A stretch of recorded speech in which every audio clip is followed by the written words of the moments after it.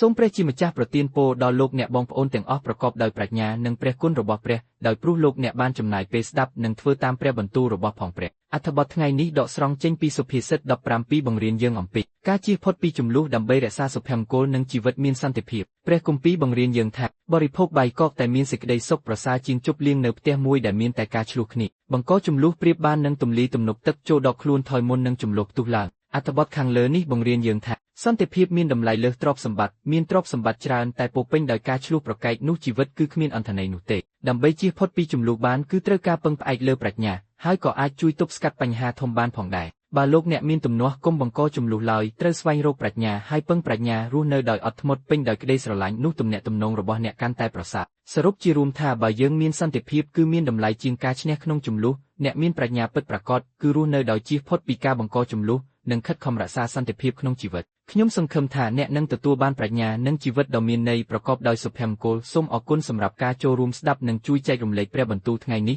សូមព្រះប្រទានពរ